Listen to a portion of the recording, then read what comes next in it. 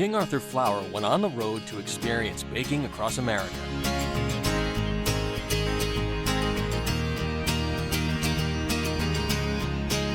Hi, I'm Kelly Delaney. I own Cakes for Occasions, located in Danvers, Massachusetts. We customize and create desserts and pastries and wedding cakes. We do everything from first birthdays are really big, 50th anniversaries.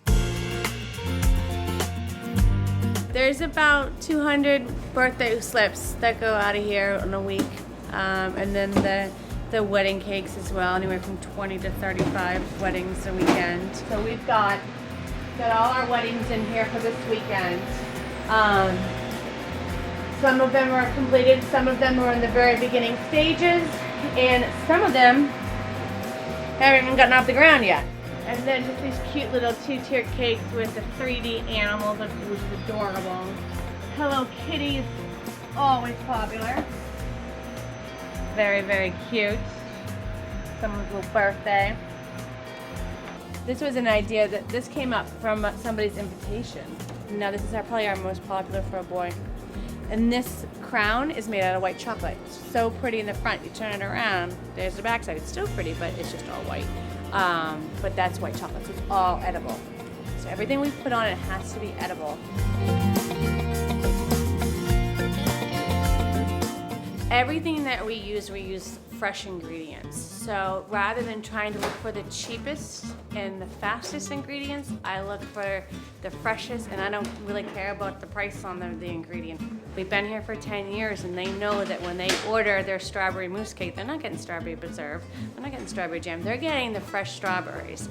We'll cook them down, we'll make it from scratch. We use King Arthur flour. I have used King Arthur flour since I was little. My mom owned 2 bakeries growing up.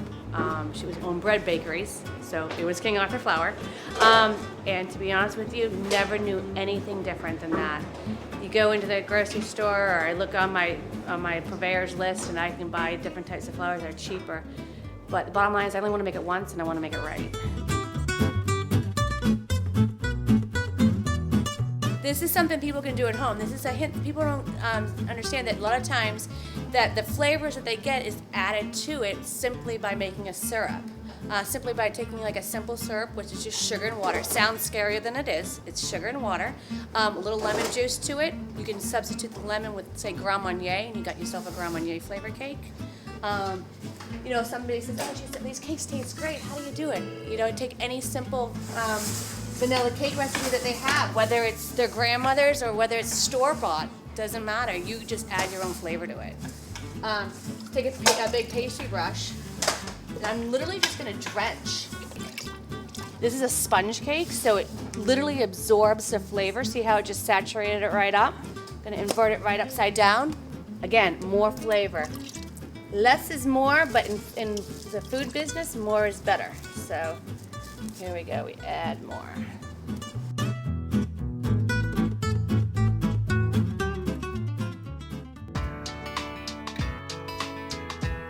There are 3 most important dates in someone's life: the date of a birth, date of a funeral or death, and date of a wedding.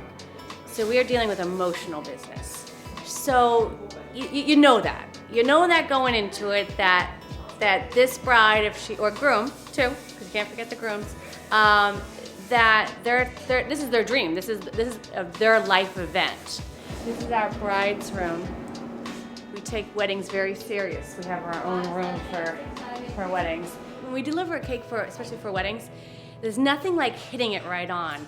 When you walk in, you're carrying the cake in, and the cake matches the centerpieces. Or it matches just even the smallest detail of like the design on the curtain inside the room. And you just nailed it. That's awesome. Just knowing that night, hundreds of people are gonna be eating your cake. It's great. And then around here, this is the decorating area. We've got some animal cupcakes that Anne's making. We're doing turtles. Anne's gonna be making some turtles. Just goes right down the line. So you gotta think of an animal that can kind of sit on its own. You can't do a horse or a giraffe. but you could do any kind of animal that's going to be sitting down. We've done alligators and snakes, which I don't really think are cute, but the boys do. Jessie's my unbelievable artist. She started when she was 13 years old, and she does an unbelievable job with her artwork.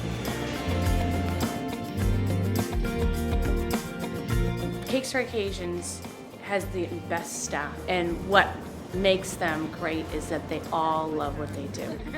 When you see a little kid get so excited for their 5th birthday, you just lose it. You just say, that's great. That made it worth it, because it was so much fun. Granted, it's gonna be gone in an hour, which we all know, and that's the other thing you learn to get over that fact, that people are gonna cut into it. We're gonna make some buttercream roses. These are always something that when our customers come to pick up their cakes, they get fascinated by watching my staff make. I teach everyone to make it on a dowel, or it could be a straw rather than a flat surface, because you never know where you are in case you have to make a rose when we're like delivering wedding cakes, and if you need to do something. So you've got the dowel, and then you've got the rose tip, but you've got the thick part down, and then the thin part is up top. And you're going to start off by making the core of the rose. Just going to set right on top.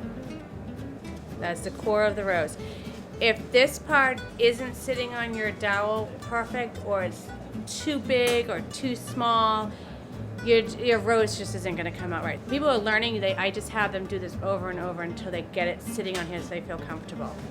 Then what you're going to make is literally little rainbows. And everything is done in odd numbers as well. So you're going to be making 3 rainbows along the core. 1 rainbow, 2 rainbows, and then I'm going to quickly spin it back over here to the 3rd rainbow. We're going to start here, and we're going to go up and around, up and around. And these little rainbows are the petals. You make it look easy. It is easy. It just takes practice. I'm just going to spin it off. And then we're going to add the green leaves. So this is our leaf tip, which has a slit in it. You're just going to apply pressure, push, stop, and pull to give it that definition. So I just push, stop, and pull. To have a successful cake business, I think what you need to have is you need to have creativity, you need to have passion, and it's just, just kind of looking at things at a different approach and realizing that we're dealing with food here, we're making cakes, this isn't brain surgery, let's have fun doing it, and let's do the best we can in being creative at it and making it taste great. Back on the road as King Arthur flour goes baking across America.